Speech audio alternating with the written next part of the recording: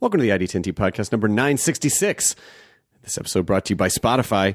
Some things were meant for each other. Fries and milkshakes, barbecue sauce and everything. And now ID10t and Spotify, the same app that has millions of songs, now has thousands of podcasts like this one. On Spotify, you can listen to all your favorite shows and discover new ones. To subscribe to ours, just search for ID10t, tap follow, get every new episode delivered to you right on Spotify. Podcasts on Spotify streaming right now.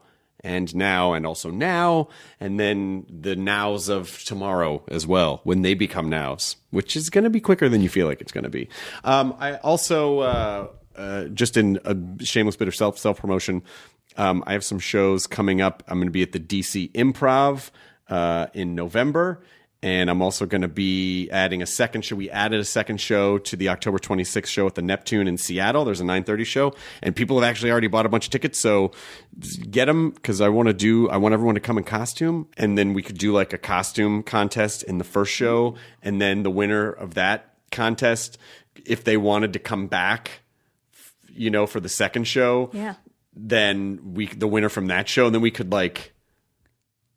do another contest, and then like it's a champion of that's right. Anyone beat that person. Yeah, but I don't know if that's really fair though, because then the first audience isn't going to vote on both of them. You know what I mean? It's like, but I still think it could. But maybe it might still work. Invite them back to hang out. Yeah, maybe. Anyway, tickets are on Ticketmaster for that, and then for the DC Improv, just search for the DC Improv, and then I'll also be at the Kaboo Festival. Friday, September 14th, and that is in Del Mar in San Diego, Kaboo. And then we're going to announce the ID10t lineup in a couple weeks. Awesome. What else you got, Katie Levine? Kurt Frazier writes, my friend Andy Coffey doesn't know I'm doing this, but I would like to tell everyone about his amazing project called Sacred Wind. It is a project that spans 3 books and also an album of music from the main characters in the books. It's about a Welsh Viking flatulence rock band from an alternative reality. Fantastic. Think of Monty Python meets Terry Pratchett meets Spinal Tap. More info can be found at sacredwind.co.uk or at Sacred Wind Band on Twitter. I think you've definitely hovered directly over the Venn diagram of what you just described in our audience is a perfect circle. So it came in, I was like, this is amazing. You could not have described a more perfect thing. And then I think it's pronounced Tanya. Tanya Sturdy writes, I've been a huge fan for years, and after listening to Chris say that we should go start our own thing, I did. I self-published a cookbook full of easy-to-make, delicious family recipes, a lot of love and taste testing with my friends. Went into this book, and I would love to share it with people who may be wondering what they should make for dinner. It's called Recipes from the Sturdy Kitchen, and it's available on Amazon now. Fantastic. This episode, I'm very excited about. I'm so excited about this. This is Ralph Macchio and William Zabka, who are promoting Cobra Kai, which is really good. Oh my God. It's on YouTube Red. The trailer for it I saw 2 months ago or something. And the trailer looked amazing, and the series did not disappoint. And I immediately said to our booker, Debbie, we've got to get Ralph Macchio and Billy Zabka on, if at all possible. And it turns out they were doing press. But just one of those really strange, if you had told me when I was a kid watching Karate Kid 100 times, or watching any of the movies that William Zabka played the antagonist in the 80s, whether it be Back to School or Just One of the Guys or Karate Kid. And of course, they just both turned out to be great dudes, both of them. But what I love about the show, and I say this in the podcast, is that it's very gray. It's not just oh, Daniel's still the hero and John is still the villain. Yeah. It's very gray. Yeah. And it deals a lot with shit that happens to you in high school that we all just can't let go of no matter what. We just get taken right back to high school in those situations. And I thought it was really, really, really well done. So you should, if any of this is resonating with you in any way, you should watch Cobra Kai. It's on YouTube Red right now. And thanks to Billy and Ralph for coming on the podcast. This episode also brought to you by Stamps.com. I mean, you can get everything on demand, like this podcast, for instance, anything else, and listen wherever you want, whatever's convenient for you. So why are you still going to the post office to mail letters and packages when you can just get postage on demand? It just doesn't make sense to do it that way. So just use Stamps.com. You can access all the amazing services of the post offices right from your desk 24/7, whenever it's convenient for you. You can buy and print official U.S. postage for any letter package using your own computer printer. The mail carrier just picks it up. You click print mail and you're done. It could not be easier. So you can use ID10t for the special offer, which includes up to $55 in free postage, a digital scale, and a 4-week trial. Don't wait. Go to Stamps.com before you do anything else. Click the radio microphone at the top of the homepage and type in ID10t. That's Stamps.com. Enter the promo code ID10t. This episode also brought to you by Simply Safe.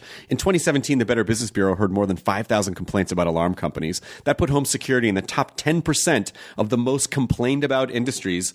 And here's how you fix home security. You do it with Simply Safe. Simply Safe got rid of contracts and hidden fees. They work to earn their customers' business instead of relying on tricks and fine print. Simply Safe is a company that will treat you well. You want to be protected by the company that's supposed to be helping to protect you. How rare is that today? A company that relies on good service and a great product, and they want to earn your business. So this is why they have an A+ rating with the Better Business Bureau for 10 years running, and there are over 40,000 5-star reviews online. Simply Safe is what home security should be. You're getting the best protection, period. Learn more about Simply Safe today at simplysafe.com. That's SIMPLISAFE.com/ID10t. Simplysafe.com/ID10t to protect your home and your family with A+ home security system. Simplysafe.com/ID10t.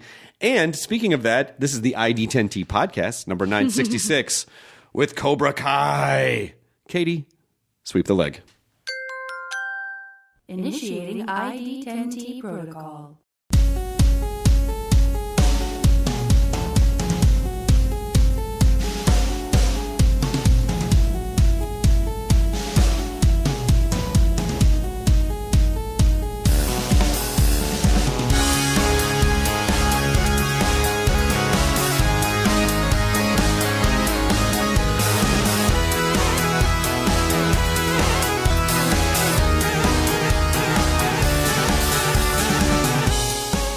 You know, I'm 4 episodes in, and this is the greatest fucking thing I've seen. I mean, well, episode 5 is my favorite. You know what's great about it is that it's, and we'll talk about this, we'll talk about a lot of things, but it's so perfectly done. Mm-hmm. I mean, it's because it, rather than trying to recreate exactly what the original thing was, which is what a lot of continuation type, you know, whether it's a sequel or a reboot or whatever. It's like, this is a slice of these guys' lives where you go, that's probably what would have happened. Right. And no one, and so far, 4 episodes in, no one's really a hero, no one's really a villain, everyone's very human and just dealing with all of their issues, but it's so good. I'm excited for you guys. Thanks, man. We're happy. And I'm excited that I get to watch it. And I'm excited that this was the continuation of the story that I didn't know I needed. Right. And that I never knew I was going to get. Nor that we knew we needed. No. Yeah. Did it sort of feel that way when you guys started? Like wrapping up wrapping up this chapter? It was opening a whole new world. It was, I think, I don't know if we expected it to be this way story-wise, but once we got into the characters and in the narrative that they wrote, it felt right, and it feels right. The thing that I love about it is that it captures this idea, and maybe this is just, maybe you have to be a certain age to get this thing, but no matter how old you are, the shit that happens to you in high school, it never goes away. It's a fact. It does not matter how many things you achieve or how much you accomplish or how little you accomplish or however. You could still see someone who was a dick to you when you were 15, 16 years old. Yeah. And you would instantly... You can't help it. Right. So true. And it really captures it does. all of that. Yeah.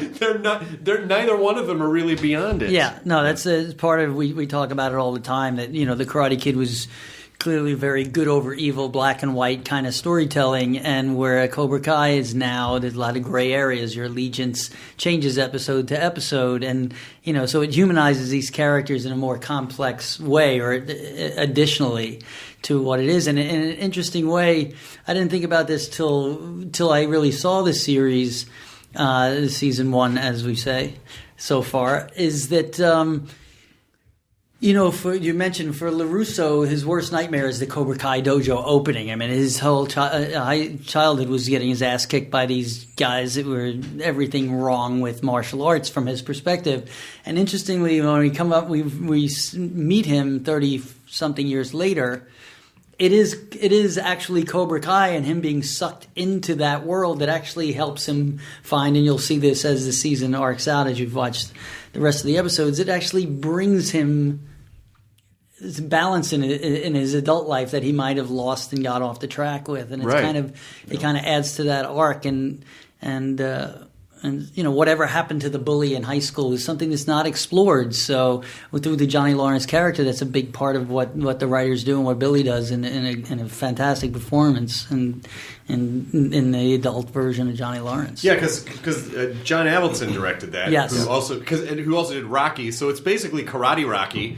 The Karate Kid. Yeah, we the used to call Karate it. Kid. Yeah, but I was so the perfect age when that movie came out, probably 14 or so, Mm-hmm. and so it just cemented into my psyche in a way because I was a very nerdy kid, and so it did not give me any delusions that I could learn how to fight. Were you doing the crane kick after? Everyone did the crane kick. Yeah. What are you talking? Even me, Of I course. did it. Maybe I did it before you got here. I don't know. I But don't you know, changed maybe in my allegiance. It room. looked I like, did. Well, I was telling the Cobra Ralph, Kai T-shirt, man. I love they it. Didn't make Miyagi-Do karate shirt. Like there was Well, they no. weren't. They do have them, but they're not as in. they're much sold demand. out. That's they're what it sold is, out. right? Yeah, Yeah, they're sold out. We didn't need them. We just didn't need them. But no, it's always cool to be the bad guy. So what is quote unquote the bad guys? Well, yeah, but also, I mean, it's not like I did not side with Cobra Kai when I was a kid. I very much, but it's still.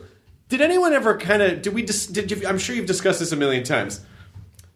Daniel LaRusso basically learns a lifetime of karate in about a month. Right. Is Well, that about the right time frame? Maybe a little bit longer than that. There had to be one or two montages. It's 80s montages that stretch that out, and it's Because then he immediately poetical. goes to Okinawa, and then he beats a guy who's literally Yeah, is right. karate. Yeah. Like he's not even just learned, like he Right. just is karate. If you're going to spend this time breaking down the logic, the beauty of all this logic, all that is the people are still talking Of about. course it is. That's the Of best course. part. Yeah. That's the best part. But also just that, I think it's more than excused in the fact that, obviously Miyagi's character is, he's a master. Right. And he has heart. A human Yoda. And he's a human Yoda, and Daniel has heart, and he's from Jersey, and he's got, he's got a lot Little of spirit. chip on his shoulder. Yeah, he's got a little bit. chip on his shoulder. Listen, Daniel Russo had no business winning anything, and I think at that time that's what was part of the charm of it was aspirational wish fulfillment for anyone who saw that movie. I could be that. He was the kid next door. Right.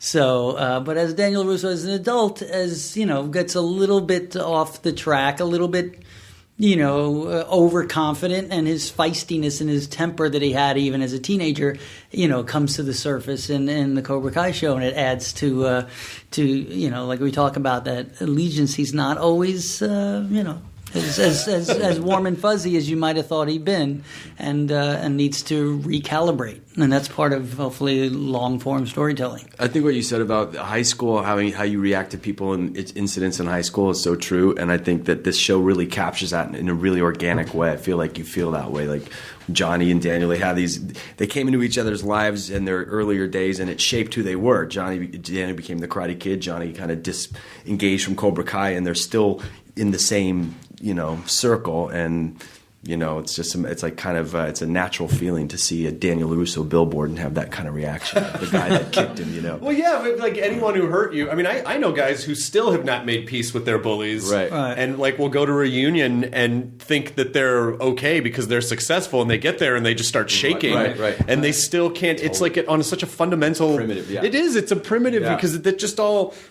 fuses to your identity when you're a kid, and you. Because those moments shape your whole. Of course. You're just growing. It's like you take that with you, man. It's like in high school, if you don't stand up to your bully and you get defeated, you're going to have that always.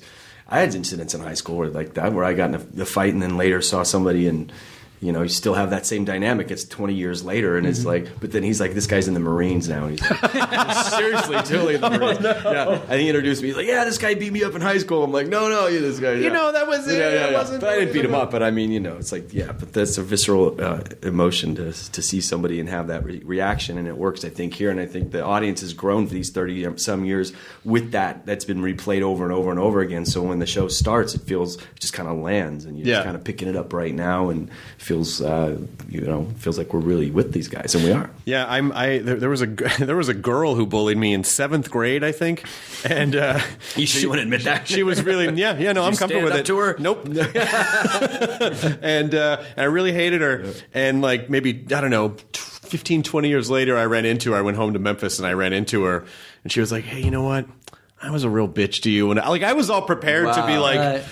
Yeah. Why were you? And she was How like, did it feel when she said that? Did you? I was so conflicted. Really? Because I had just stored all of this Right, like for years and years and years. your monologue. I was just ready to be like, and you have no power over. You know, she was like, yeah, I had a rough time. She took it away right away. Well, that's the thing. The Yeah, big it's like, wind up. You don't when you're young, you don't realize that a lot of people who are dicks, like people who just go out of their way to be dicks or aggressive, probably don't have great lives, or there's something that is, you know, deeply flawed in their immediate relationships. And so, you know, it's like not that I feel, you almost do kind of feel bad. You're like, I don't appreciate the methods that you use to deal with those, but you were a kid, and you know what? I guess everyone's doing the best. But just that binary idea of like who's a bully and who's not, and who's as you get older, you're like, oh, it's complicated. Totally. It's complicated. But that's what's so great about the way your show is now, is that everyone's complicated. No one's like one thing, and it really could have just been that. And you know, I think anyone else would have made it that way. Yeah, definitely. But you played. At a certain point, with all the roles you played, are you like, do I look like a dick? Why do people keep casting me in these roles? I mean, for sure. Back to School, Just One of the Guys, Karate Kid, all movies that I adored. Yeah. But at a certain point, were you like, what is going on? Yeah, I think after Back to School, I kind of decided that was it with the bad guys. Although the rest of my career, there was some kind of version or some kind of tip or something to that. Yeah. When we did this one, I just wanted to make sure. I'm like, when they pitched it, I'm like, as long as you're just not turning him, I'm doubling down on my dickness, and I'm not going to be the biggest asshole Doubling of down all on dickness time. needs to be on a t-shirt. No, but like, you know, are you gonna That's a great slaughter? sentence. Are we just gonna go? Admit to the world that this? Because you know, living with that. I mean, I'm an actor, but you know, there's that response. So it's like, I want this guy to be human, as long as I don't mind him being bad. I don't mean being wrong. But is he going to be a two-dimensional kind of jerk, dick? And that's not appealing to me to play. So No, and I also find that a lot of times people who play, like people who've played a few jerks on stuff, and you're like, you meet them, you're like, fuck, they're like the nicest. Right. They're so nice. When I was a kid, my first movie, one of the first sets I was ever on was The Island that Michael Ritchie directed, and Michael Caine starred in it, and David Warner, who's a really famous bad guy villain. Oh, David Warner. Remember is him? amazing. Yes, Yeah. he was in Tron. Yeah, he was in incredible. Time After Time. And my dad was an AD on that, and I was a stand-in for the kid on that. So I would go to Universal, and they'd set the lights on me. They'd bring the real actor in, and I remember meeting David Warner, who was he was like the pirate. He was the evil guy, and he was the nicest, sweetest human being ever, and Michael Caine as well. But it was really interesting and fascinating to be that young and be impressed on the performances where they were so evil, and then meet him, and he was just such a complete polar opposite of that. So it was I kind of took that, I think, with me, because I remember being young, 13, 14, and having these stars pay attention to me and being so kind, and it really meant so much. Just that they didn't just walk around me and they had attitudes, but they were just like, hello, and it was just like a welcoming, like, oh, that's how you do it, That's nice. I never hear. thought I would apply that. Like, I didn't say, one day I'm going to be you doing that to kids, but I am. Now it is happening that way. And someone just posted on Reddit a couple days ago. It was just a picture from The Outsiders, and it was just a picture. You guys are all in the back of the pickup truck. And it's it's an astonishing group. Of actors, like, holy shit, they're all that's in one almost all of them. One pickup truck. You got a Rob Lowe in there, you got a Swayze, you got Emilio Estevez, you, Tom Cruise, Matt Dillon. I mean, it is an unbelievable. I would love to kind of talk to both of you about being young and successful and famous in during that time, in a pre-social media era. Yeah, it is a different time. Like, what is it? what does that mean? What does it feel like as it's happening? Or are you just thinking, well, I'm just an actor. I just want to stay employed. I don't really care about all that other stuff. I mean, with The Outsiders, since you referenced that was a book I read when I was 12 years old. So it was probably the first book. It was definitely the first book I finished without my parents saying, keep reading. You have to finish 10 pages a night. 10 pages a night is all we ask. It was not unlike many people that were inspired to read based on S.E. Hinton's novels. I guess now it's J.K. Rowling or whoever. But so having the opportunity to be in that film was a big get. I wanted to play that part, and then it was Francis Coppola. It was like it was all the boxes were checked at that point. You could imagine, and so being in that, getting that part, felt a little. You get a little spoiled when you read a book, you love the book, you love the part. It's one of your favorite directors. He's making the movie, and you get the part. It's like, okay, this is going to be a cruise control, I think that. You talk about pre-social media. There was less of that. It was less of, you get in the part before. I mean, you read about it before you get the call. It's crazy now, just how quick everything is, and everybody with a phone is a paparazzi. So I don't remember that.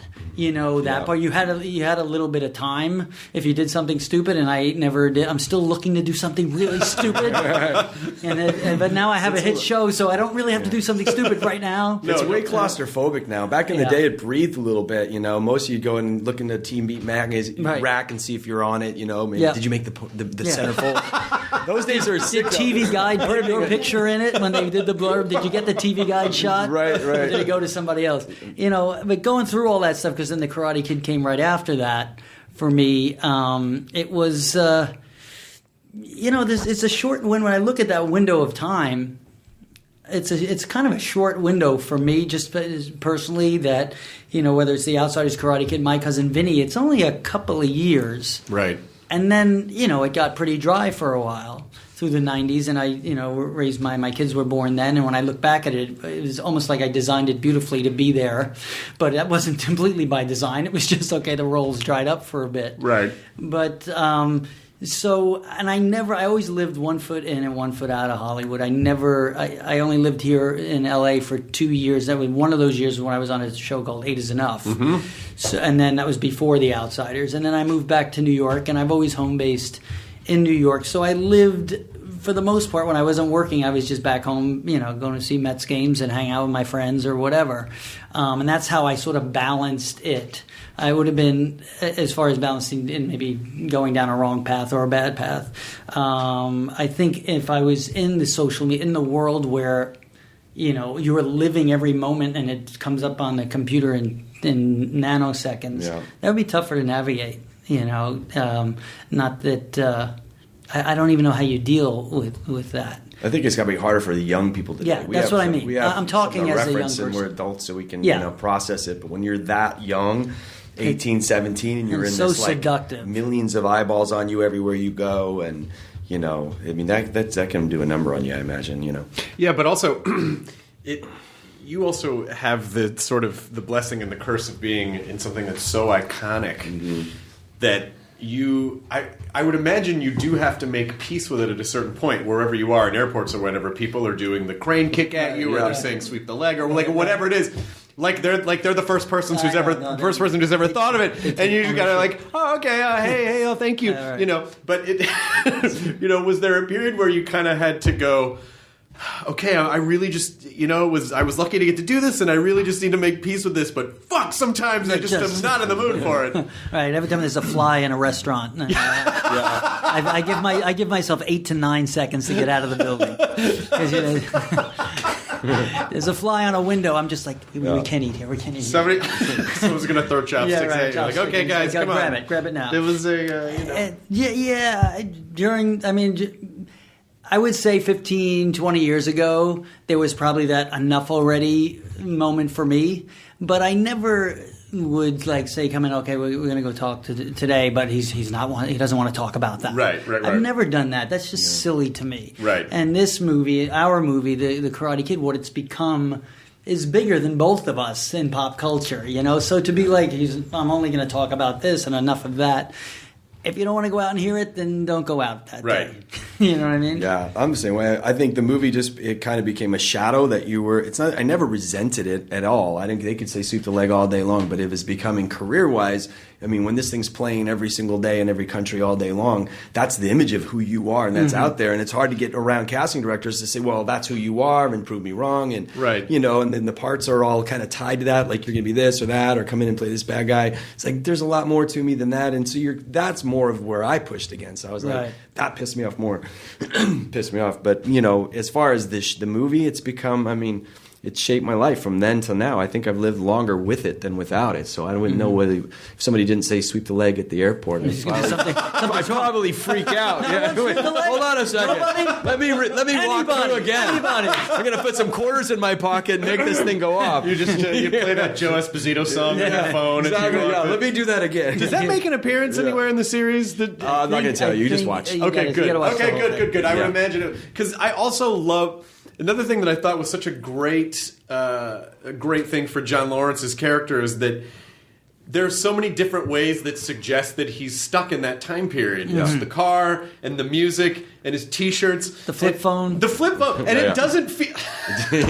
Flip phone's And happening. it doesn't feel overdone to me. It's like, I think that's what that guy would do. Yeah. I really do think that's what that guy would do. Yeah, I think he represents. I think it's some people like that, And people love it. There's a lot. People There's a love lot that. to. I mean, there's a lot that I identify with. That I like the old school stuff. I like the Yeah, I old know, cars. but I just think, you know, when Yeah, it you wasn't when you so look at far-fetched. when you look at what happened to this guy, Yeah. he was so on track, right. and then he got knocked off his axis and had no concept of who he was or what his identity was, Right. Yeah, and yeah. just fucking gave up. Like he Yeah. just gave, because what's he gonna do without that? Yeah, he's just spinning in an eddy of yesterday. You know, Right. Like, Yeah. Right. What do you think? Oh, see, this is probably a spoiler too, but maybe I make eye contact. Does Crease make an appearance anywhere, or do we? Okay, that's all I need You're to on know. episode 4. I mean that's kind of a bit out of the bag at this point. You're just Okay, a little good. behind because Okay. it's just been announced that Martin Cove as Yeah. John Kreese will be a series regular next year. Great. So I just spoiled it for you. That's okay. But No, all listen. of your fans have seen this. Can I tell you something? It's not going to make me want to watch it less. Yeah. Like, it's only going to make me want to watch season 2 more. It's a nice. It's a good reveal. It's a good setup and payoff. And but that's all we have from this point forward as far as that. And season 2, you know, has been picked up. So Yeah. we're in early. The writers are just hunkering down now and just starting to. It's figure out John what they- Hurwitz, is that correct? John Hurwitz, Hayden Yeah. Schlossberg, and Josh Heald. Josh Heald. So John was responding to some folks because I said, "Oh, I love the series," and John responded to me, and then some guy complained, like, "I mean, I loved it, but you know, I got to wait like a year or something for season 2." if you're And Adam. so I said to the guy, "Hey, man, you waited 33 years to get right. the first season, Right. So a handful more months is Yeah, really it's not gonna Good answer. it's That's gonna be right. fine." That's right. And they could rewatch the season 1 because there's on reviews there's lots of little stuff peppered in that you'll miss the first time. It's how well layered and how well crafted these guys handle this and how they handle the nostalgia element, the flashbacks, some clips from the original film. Angles and shots that were never even edited into the original film that they had access to that changed the perspective. Yeah. And then the relevance of this young cast. We have this great young cast, and All the young people are fantastic. yeah, and they look good too. It's like it's check. Everyone's really great, but I also in the story in the universe, I love that for part 2, for Karate Kid 2, is like you could. It's just like that thing of high school romance where you're so into someone, another perfect person, and then a few months later, it's like, yeah, she dumped me for another. Like it just, it's like, oh yeah, that's what happens in high school. You know, like 1 minute you think this is going to be it forever, and like a couple months later, like, oh yeah, it didn't really, this didn't really work out. Didn't really work out too well. Were there particular projects that you? I mean, Back to School was another one of my all-time favorite movies. Triple Mine Lindy. too. That was my favorite. If I had to remake a movie, that would be it. Just for the party, it was. It was fun. Oh, it was so much fun. It was ridiculously fun. It was like not making a movie. It was. I don't even remember making the movie. It was just fun. The cast was amazing and on location and Dangerfield. Dangerfield was great. Sam Kinison and young Robert Downey Jr. and Keith Gordon, Terry Farrell. We had so much fun on that. It was just a party. It was like twist and shout. The scene in the bar. The twist and shout scene. And Burt Young and the whole. I mean, that was a blast. It was just so much fun. Yeah, that is a fun movie because in the pantheon of like, nerds beat the jocks kind of movies, no one really gets their ass kicked. No. It's just like, who's a better diver? Exactly. Like, that's so. And I'm sure the pitch for that was so ridiculous because it was Dangerfield. Yeah. And yet, I completely bought it. Yeah, There's no reason Rodney Dangerfield should have ever been standing on a dive board, and I know that was the part of the joke, but I was in. Like, I was in 110%. Those shots of him doing that. The triple Lindy when he goes and then he's smiling. Slow motion.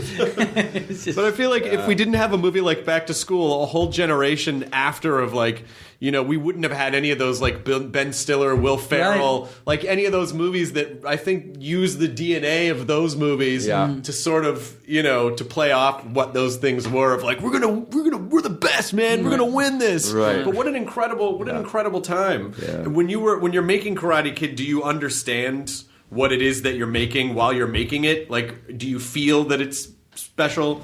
I know it can be a little weird when you're working on something you don't want to think like, this is going to be huge. Yeah. But did it have that feeling as you're making it? I always say this. One of the things I felt is that Pat Morita and I had a special sort of soulful chemistry together. It just, I call it a soulful magic. It was something that when we were working together, those scenes were just easy.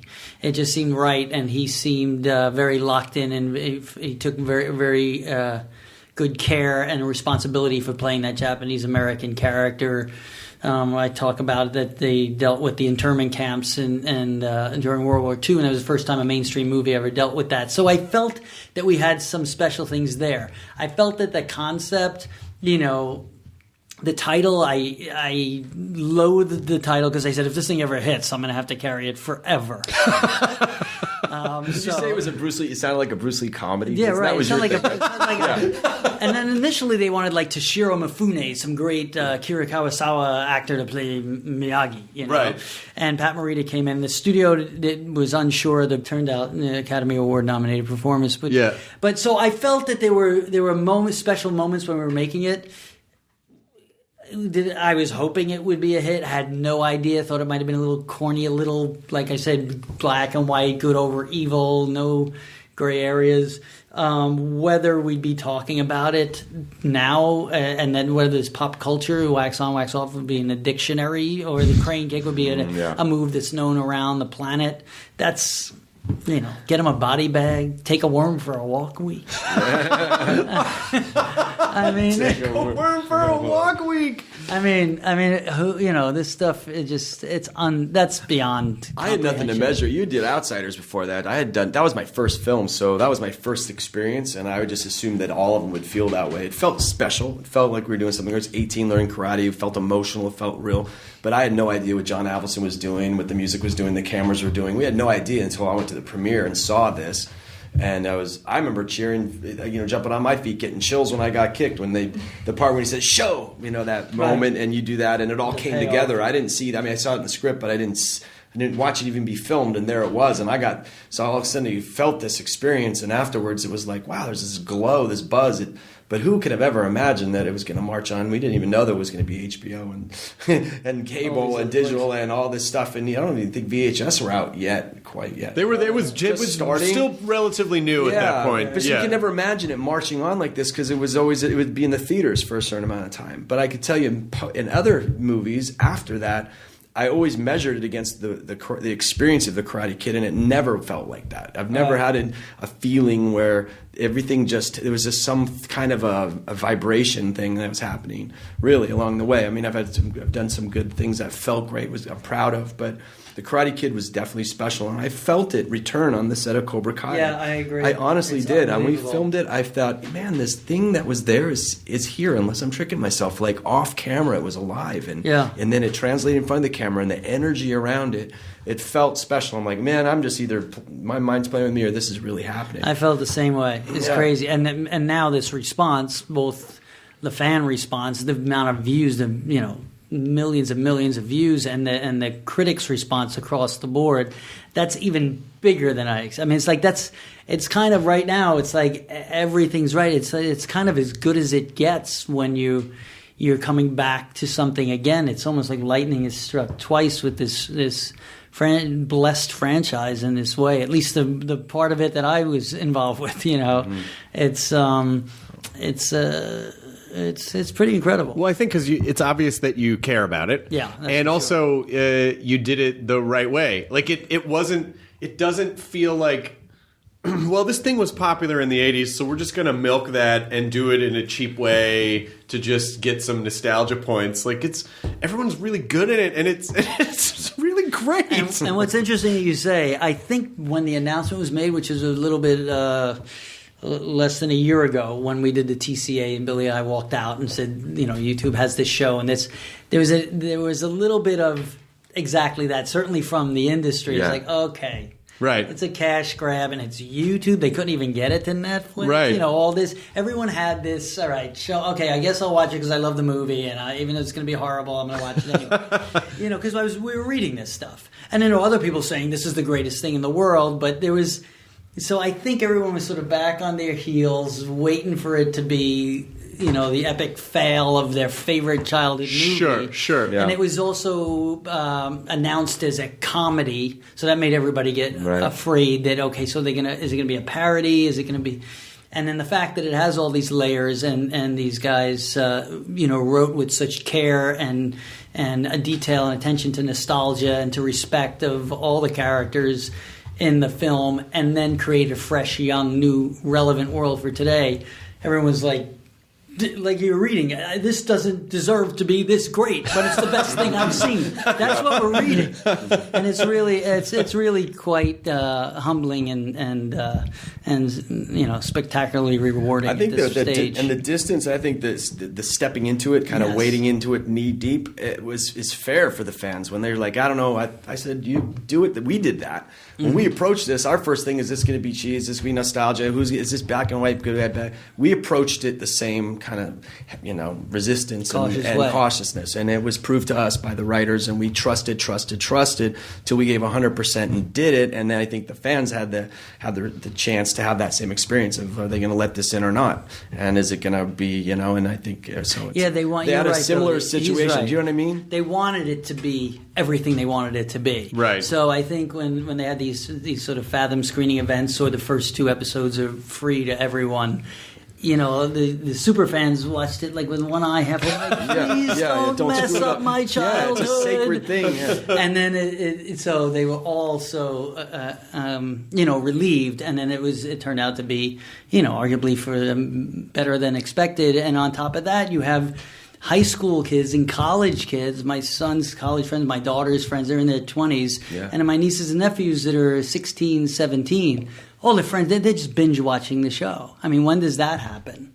Because you now have source material to go back and look, and the original Karate Kid still holds up. Mm-hmm. Like, it's still a great, with the exception of the music, nothing else about it feels like, oh, this is so 80s. Yeah. I mean, maybe some of the lingo or take a worm for a walk week, but other than that, it's like the movie holds up, and it's still really good. Despite the big hair and 80s. Take a worm for a walk week's coming back, though. I mean, that's going to be. I'm sure. T-shirts, that and doubling down on fitness. Yeah. But the funny thing is, I know that there are guys like that would say, must be take a worm for a walk week, and then turn around and be like, swish. Right. Nailed it. Like, what did you just say? Right. Really think about what you really think about. Was it really a sick burn? Was it really a sick burn? But it also shows that, it's just that thing of, you never know what's going to happen, what's going to come back around. Like you said, in the 90s, things sort of dried up. I didn't know. You must have felt like, well, I don't know. Maybe I don't know. Maybe that's it. And then now here you are, you're both working, and you're working on great stuff, and it's never, nothing's ever done. Like, it's cyclical, and you just keep. You have to always reinvent. I mean, you always have to, look for what's next. Whether it's a smaller role in the right thing, and then you have a big mainstream thing like this that's hitting on all cylinders. You just got to keep working on be creative behind the camera. We've both done that. In those say drier times where the roles weren't coming from the acting perspective, you would write or direct, and as long as you maintain a way of being creative and and telling a story in some fashion. That's what I need. Yeah. I mean, making a living at it is another story. You just never know when that's going to happen. But fortunately for us, we've figured out or got lucky enough and made the right decisions. We feel really smart right now. Feel. Yeah. I mean, I said that to him like an hour ago. Don't you feel like the smartest guy? We both seem like, we've waited and we've said no a long time. We both have. But like, who knew we said yes at the right time? It did feel right, though. Yeah. It felt like the timing was right. The landscapes were right, meaning these streaming services, if I talk about telling a 5-hour movie and slicing it up in 10 half-hour parts, you didn't have the ability to do that 10 years ago. You were either a major motion picture sequel or 24 episodes on a broadcast network. And now you have these other platforms. And just the writers, their vision. It was very detailed, specific, and, they knew way more than I did about this original movie, and so it was time to jump in. And we did, and we seemed really smart. What I'd love to hear about Avildsen as a director. Yeah, like how is he conveying this story to you, and how is he making sure that that you don't go so far to be like, okay, that's a comic book bully, and like how does Daniel seem strong and not like just a ragdoll nerd who's getting his butt kicked around the yard. Like how did he give you dimension? Did he give that to you, or did he work with you, or did you bring that to the table? Like there were a decent amount of rehearsals. We had a couple of weeks of rehearsals, which is not always something you have the opportunity for. Yeah. I had about 5 weeks of martial arts training, and during that. We would have it's about as long as Daniel had. That's exactly. Yeah, that's right. 5 weeks and he was ready. And 5 weeks is like an hour a day. Right. This is not like 10 hours in the gym. Right. Drinking 5 raw eggs and running. No, it's like, I rode the bike a little bit, and I did a couple of kicks and punches. No, we worked on all that stuff, and there was a lot of prep time for that. But we had to trust in John, obviously a great filmmaker. Save the Tiger was one of my favorite films of his, besides Rocky and some of the others back at that time. And so there was a trust in the fact that he knew how to tell this kind of underdog story. My first reading, I don't know if yours, do you have the tape of your first, because audition? you were on set. It was a little different then. Yeah. But my first reading of Daniel LaRusso is something you can watch on YouTube. It's Avildsen talking me through. Yeah. He's got a camera here, and he's explaining the scene, and I'm just sitting there, and we just read it. And he has Pat Morita's first scene, and he's actually cut them together. And it's great watching because you see those two characters come to life without us really having worked it through. Right. It says something about casting. When you got the right kid and the right actor or whatever, it's evident. But he was very improvisational through the rehearsal process. He shot everything on video. Billy and I shot all our scenes on video. He mapped it out. We went sometimes to the locations, other times on sound stages. So it was very much like a little bit of theater camp. And he was editing raw, kind of like VHS footage. He made the movie before he made the movie. He made the movie. The whole thing. He saw angle for angle, shot for shot. Mm-hmm. Tone even working with us in the scenes. He had the whole the movie in his head before he went to shoot one lick of film. Yeah. And he always inspired us as young directors to do that. He said, don't conceptualize it. Get it out there and shoot it. Yeah. And then before you get there on the day. He was a pretty hands-off director on set. You remember? I mean, for me, he was. He would just, you come up with an idea, but he had it in rehearsals, and he would let you go and do it, and maybe he'd give a note, or you'd come and ask him a question, and he'd go, no, or yeah, try that. But mostly it was when he didn't like something, he would just say, let me be you for a second, and he would always come in and he'd act it out like me, and there's certain actors that didn't like that. All of a sudden you're saying, okay, here's how I want you to act this. Yeah. I didn't have much of a problem. I got to have lunch a little earlier if I did it the way I wanted. Right. There were sometimes I disagreed with certain things, but at the end of the day, just like with John, Josh, and Hayden on Cobra Kai, the filmmakers get the tiebreaker. Yeah. You know what I mean? You're trusting their vision, and they're seeing it from a bird's eye view. You have to believe in that. It's I guess you made a mistake if you're getting involved with something where every day you're disagreeing with the filmmaker. Was there anything that you disagreed with when it happened, and then you saw it and you were like, Oh, I guess he was right. I guess that worked out pretty well. Yeah, a lot of stuff. a ton. I wish. I mean, there's some I came up with that were mine, but there were many of them that were his. The I hate this bike, this stupid bike, throwing it into that Steadicam shot. Yeah. It's really a wonderful mother-son scene of teen angst, but I always felt it like cursing at the bike nonstop. It's like, oh, this is so over the top. This is so over the top. And then when I saw it, it just That's great. It was great. And so that's where I disagreed on the day. The one I agreed on the day, and it's still one of my favorite moments in the film, is after the Miyagi drunk scene when Daniel goes to leave and he turns back and he bows to Miyagi after he's asleep and just takes that moment of respect before he leaves and sets off to train himself, and the Bill Conti music and all that. I get like, I'm like a little kid, get all misty-eyed and goosebumps, and it's great every time. That's It's great fantastic. every time. What about for you? Yeah, he just he let me go. I mean, I think I didn't have as many scenes as Ralph did, and I didn't have as many lines and talking. A lot of mine was action stuff. So it would just he just let me go and make modifications here and there, and just trust him. I think you're as good as your director and your script at the end of the day, and that's it. And he knew it. He had his whole movie in his head, and he painted me into the story he was making. So you just trust that, and you do your thing, and he pushed me here, get a little more intense over here, this and that. But he pretty much cast it the way he picked the right people for the right parts, and the script did the driving and rehearsed it, and at the end he put his music in there and in his edit, because he was an editor first too. Yeah, cameraman and editor. Incredible, first. so he's an incredible storyteller. Yeah, we miss. I mean, I guess a lot of people saying, "Well, it's too bad Pat Morita is no longer here to see the success of Cobra Kai," and his character Miyagi is woven throughout the series and will continue to be. But I guess for me, it's John not being here, able to see this is what I miss the most. And it's nice. Robert Kamen, who wrote the original film, he's so happy.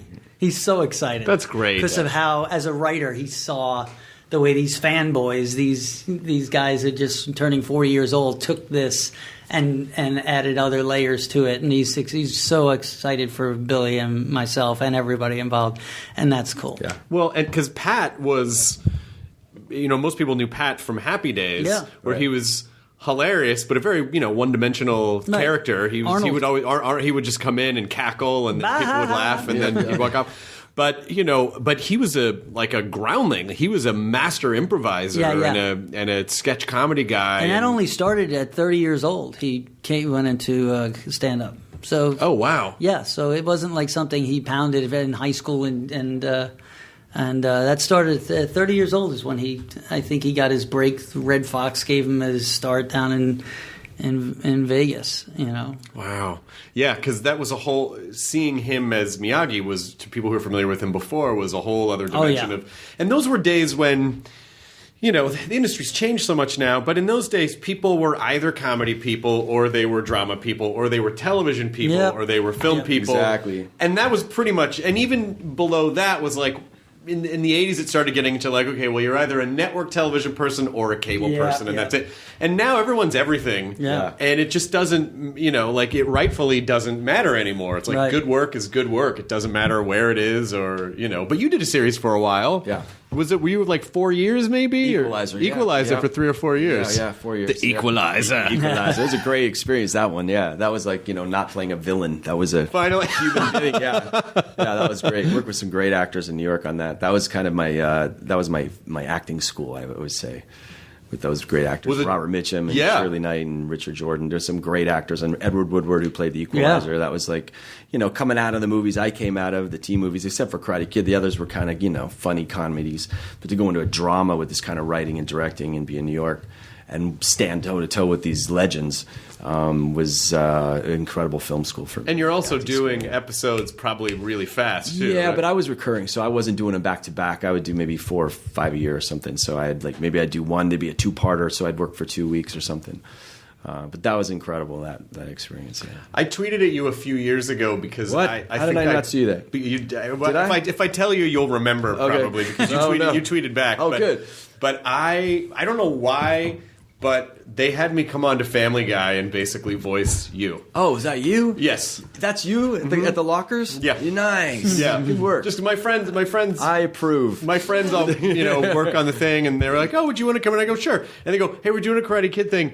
And so I basically just came in and be like, "You're going down to that karate tournament or whatever." So, and that was it. It took literally 4 minutes. Yeah. And then a year later, they were like, "Hey, your thing's on," and I got so excited. I think I tweeted. It was good to know that was your. Maybe I was so long ago, I didn't realize. It was a while ago. It was like 3 or 4 years ago. But it was sort of playing off that idea of like, because I think the joke was like, karate's dumb. Well, you guys do karate? That's lame. Right. But my friends, 2 of my friends, these guys called the Sklar Brothers, have this whole stand-up bit about like, "Oh, are you going to the karate tournament?" Of course. What do you think? The traffic jam? Just the idea, because I don't think anyone had thought, like they and you guys even kind of address it in the series. You're like, "What was a really big deal?" Yeah, right. It was a really big deal. Right. Because it's like winning. It's like football in Texas. Yeah, exactly. Right. Was there any at the time? Was there any conversation of like, do people really go to karate tournaments?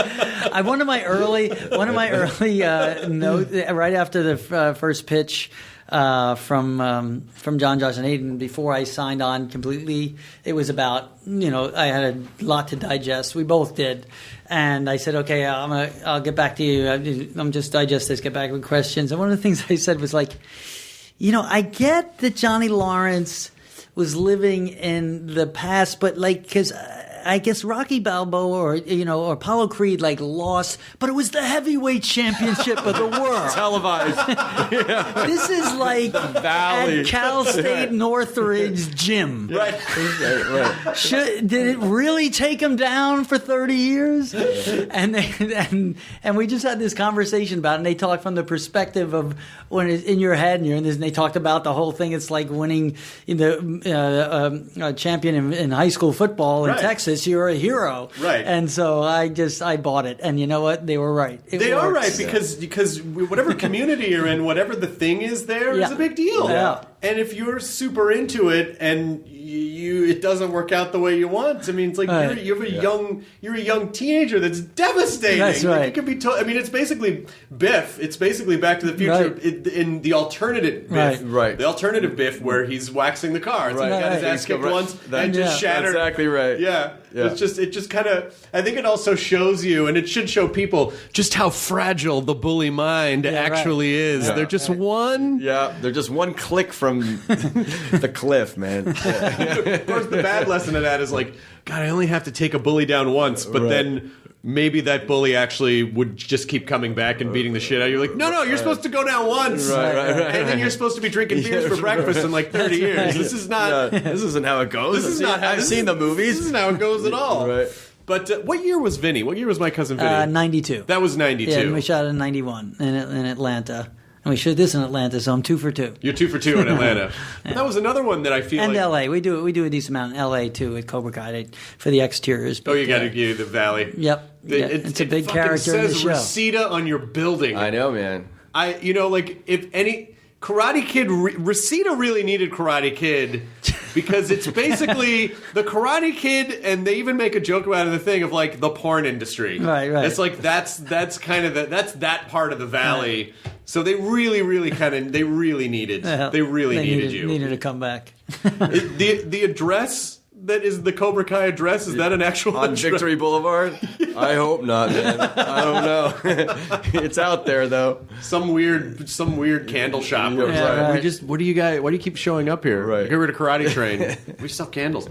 But My Cousin Vinny was another one of those movies that I just feel like just came out of nowhere and then was like blindsided pop culture when that movie came out. Yeah, that's like a drop the remote movie. It's a late for dinner movie. When it's on, you're going to be late for dinner. Yeah, it's just and once again it goes back to the script. That's interestingly Karate Kid and My Cousin Vinny are so different, but yet it's still fish out of water. It's overcoming obstacles. It's setups and payoffs, and those are the things that work, and great casting. So you said in the 90s, things kind of dried up a little bit. In the late 90s. In the late 90s, yeah. Gotcha. Yeah. Because I would think coming off of My Cousin Vinny, which was a tremendously successful movie. Right. So at that point, are you thinking like, oh, I can pick and choose, or I don't know what I want to do. You always think that at the young age. I have a quote that is in one of these, a book or something, where I said, I figure I'm going to work on and off, for the most part up to my early 30s, and then I'm just going to kick back.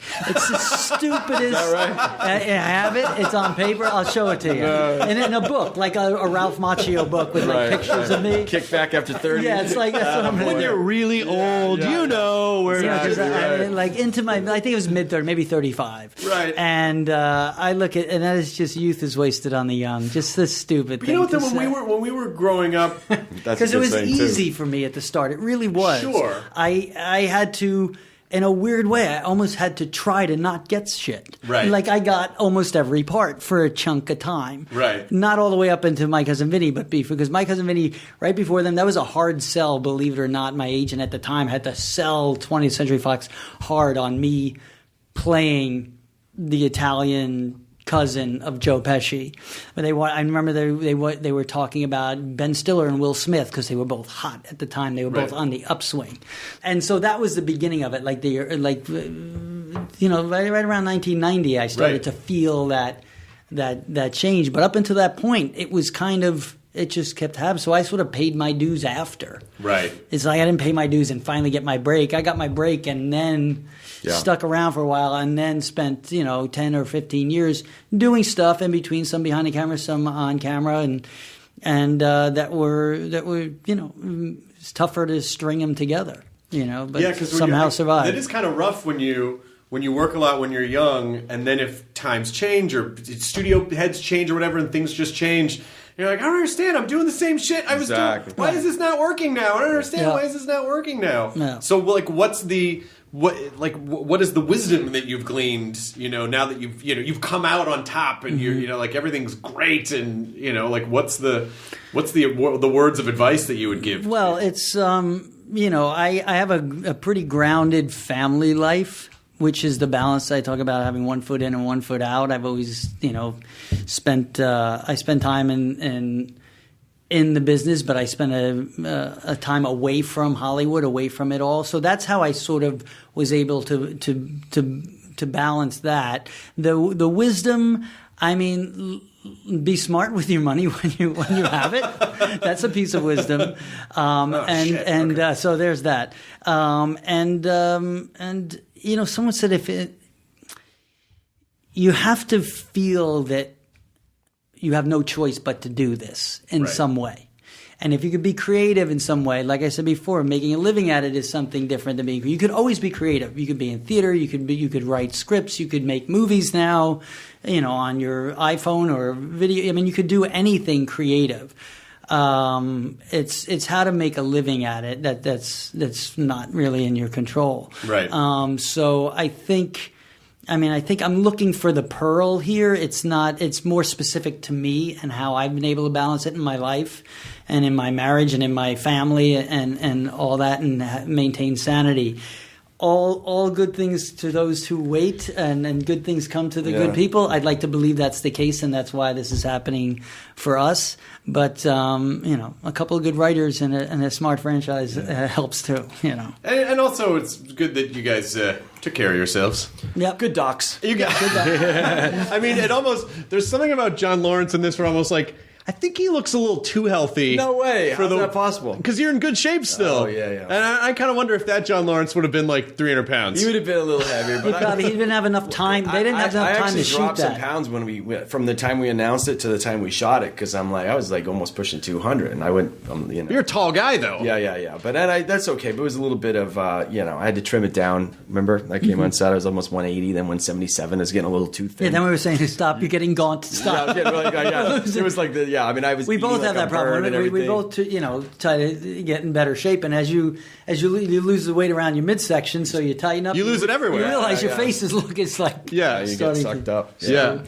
But it's we've preserved decently well knock wood. Yeah. And I would imagine if we walked in, and they went to pitch us and we looked nothing like the guys, that might have been. But I figured Johnny had to be like, he's the kind of guy that can drink a case of beer and not get a beer belly. Like I imagine like his metabolism, his makeup, like Johnny's just kind of like He has good genes. Yeah, he's good genes. As much as beers he drinks, he still somehow holds together pretty well. It's many breakfast beers. I could easily played him as the opposite of that and said, "Oh, he's a beer drinker. I don't have to do anything. I'm going to actually go that way." Yeah. So if they had the back. luxury, if you had the luxury where, okay, we're going to shoot these first few episodes here and then we take a break, and you could have, fluctuated where he was out of shape and then got in shape. Yeah. But we didn't have, we shot this thing in 10 weeks, 10 episodes. It was 5 days, we block shot 2 at a time. 10 days for 2 episodes, which is very challenging. That is crazy. It was really, because there's a lot in there. Yeah. It's not a simple, 2 or 3 locations. There's a lot of cast, a lot of story, a lot of action scenes. A lot of like, it hurts when I spin a spin kick doesn't feel great. Yeah, not like it used to. Doesn't really feel that good. Yeah, that's right. Yeah, I threw a front kick in one of those in the dojo scene where I'm celebrating getting back in the All Valley tournament. I don't know if you've seen that episode yet. Probably just spoiled for you. That's all right. But I threw a front kick with just shoes on, and I felt like a grapefruit landed on my hamstring and just pulled in, and I couldn't stand up. Like it was a divot in my all my muscles caved in. It was almost like a really bad pull. And then I went to step down on it, and it was really painful. I thought I ripped it.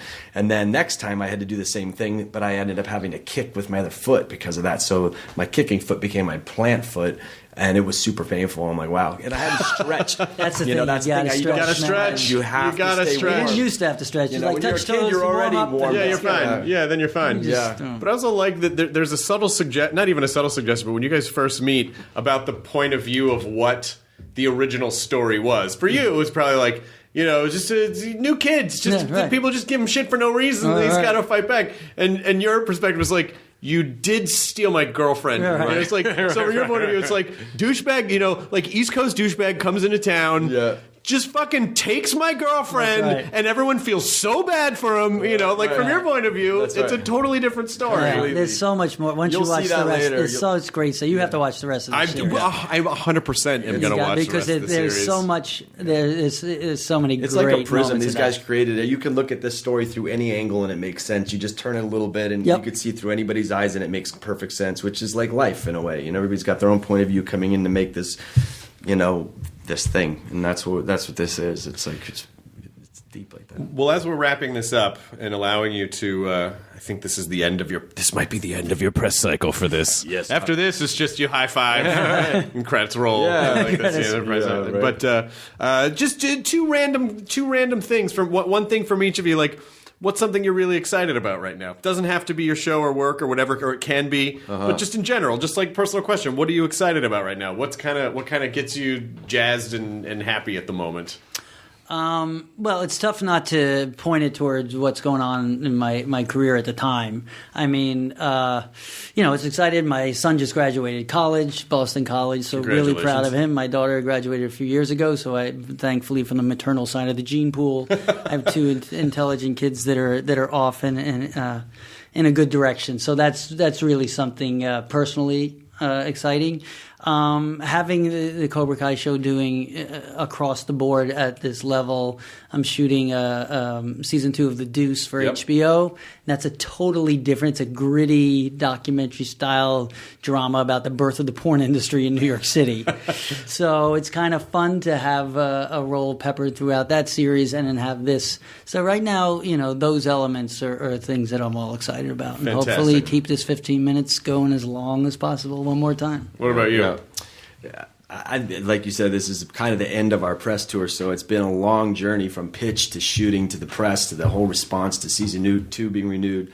So we're at the back end of that, and so I'm actually excited about just turning it all off for a minute and being with my kids. I got a little boy and a little girl. Oh, nice. Coach Great baseball. kids. Yeah, they're my little life. So I teach them, they're swimming, we're going surfing, we're going camping, and it's just a real life. It's what means the most to me. And this is all great to to bring it to the family, but I cherish that. So that's what's my. That's nice, and it also because when you're young, it's like the work and the jobs. I feel like that's all you got, Right. you know. And then you get older, you go, No, I mean, there's other stuff. That's right. Yeah. It kind of takes the pressure off, Yeah. and isn't it nice to Yeah. enjoy what you do, but not feel so precious about it? Like, Yeah. if I stopped doing this now, I'd be okay. Like, I still Right. got all this other great stuff going on. Exactly. I would just say one thing about advice. If I give any advice, I don't have advice, but I can just tell you that hindsight's 20/20. And if I could look back, if I could look ahead and see what was coming, like in the times where it's dry and it's not working out, and you never know what's around the corner, but you can look back and see all these kind of mountaintops, and then the growth is in the valley where you get your character, where you get all your experience, and so the journey's in the destination. The journey is the destination for me. And you show up and something like this presents itself and it all makes sense. So that's my advice to you. You can't map it out. There's no map for this. And like you said, you're fully committed. I always say, like it's not a career, it's an expedition. And you're out in the middle of the sea, and sometimes you're going to go into an island, you're going to get fruit and honey, but most of the time it's salty fish and rain, dude. Right. And you got to hang in there, and you have to know something in yourself that, there's a reason that you're there, that you're in for the long haul, and the success isn't measured by how well people know you or how well you're doing, but on what makes you complete. And that's why I know we're both, I'm a writer too, a producer, I direct, and I'm happy equally. I'm an editor even. I'm equally happy and fulfilled in any one of those categories. And this time the acting came back and I'm, and that's my new joy, and everything's kind of on hold right now. So that's it. Find your peace in your journey, and it somehow works out. God, such great advice from a guy that when I was asshole of all time. when I was a kid, I was like, that guy. Sorry, man. That guy would Gonna totally. pop your bed, That yeah. guy would totally beat me up. Yeah, yeah. He's But clearly not doubling down on his dick. I keep What calling happened to back. doubling down on dickishness? I just love that. Come on, man. I had What to say it happened one to- more time. What happened to Is there anything else you want to plug while you're here? No, man. Just plug season 2. Yeah, there we go. So we're plugged season 1 right now of Cobra Yeah, Kai, yeah. YouTube Red. The Deuce coming back, second season on HBO.